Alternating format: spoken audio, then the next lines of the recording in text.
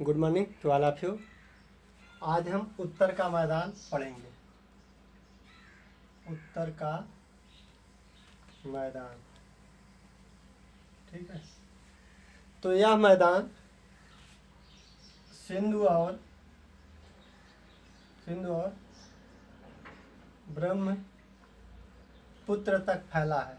उत्तर का मैदान कहाँ तक फैला? सिंधु और ब्रह्मपुत्र तक फैला है। यह मैदान मतलब उत्तर का मैदान हिमालयी नदियों द्वारा लाए गए जलोढ़ों से निर्मित है। हिमालयी नदी द्वारा लाए गए जलोढ़ों से निर्मित है, ठीक है। यह उत्तर से दक्षिण पूर्व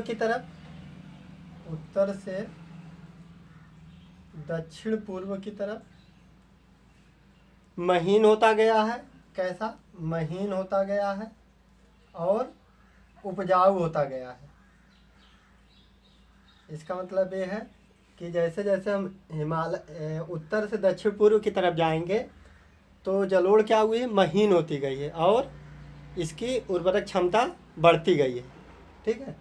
तो अब हम देखेंगे कौन कौन से हैं वो क्षेत्र।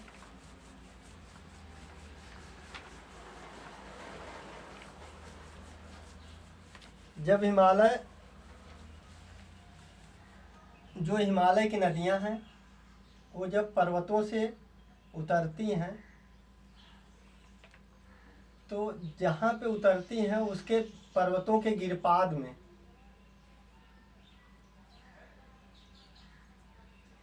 भाबर का क्षेत्र बनता है, ठीक है। यह क्षेत्र जो है आपका बुंदेलखंड का क्षेत्र है। ठीक है। इस क्षेत्र में जलोढ़ जो होती है ककड़ीली पथरीली होती है। इस क्षेत्र में जो जलोढ़ होता है ककड़ीली और पथरीली होता है,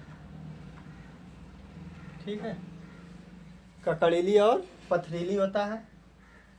उसके बाद आते हैं उसके बाद दलदली क्षेत्र होता है। दलदली क्षेत्र जिसको हम तराई कहते हैं। भाबर के बाद आपका तराई आता है। तराई एक आपका कौन सा क्षेत्र है? गोरखपुर एंड पीलीभीत। गोरखपुर और पीलीभीत का क्षेत्र आता है। भाबर के बाद तराई आता है। तराई में गोरखपुर और पीलीभीत का क्षेत्र आता है। इसमें क्या होता है? थोड़ी बारीक जलोढ़ और बारीक हो जाती है।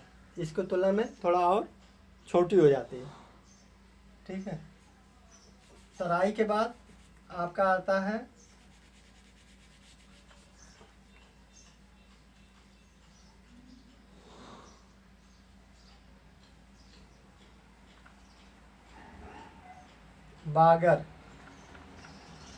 बागर। भाबर तराई के बाद बागर। ये और थोड़ा महीन होता है। इसमें क्या होता है? इसमें जो क्षेत्र आते हैं वो कानपुर का क्षेत्र आता है। इसमें जो क्षेत्र होता है वो कानपुर का क्षेत्र आता है। बागर के बाद खादर आता है। खादर ये इलाहाबाद का क्षेत्र होता है। जो आपका इलाहाबाद का क्षेत्र है वो खादर में आता है। खादर के बाद आपका डेल्टा आता है। यह नदी के मुहाने पे बनता है।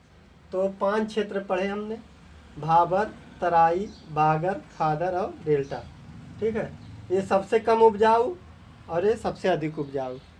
ये ककड़ीली पथरीली बड़े होते हैं। इसका जो जलोढ़ होता है बहुत बड़े होते हैं। सबसे महीन होता है, नीचे सबसे महीन है, ठीक है।